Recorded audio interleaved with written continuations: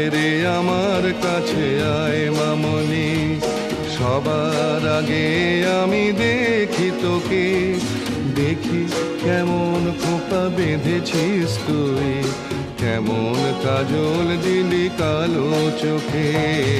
আয় খোকো আয়, আয় খোকো আয়।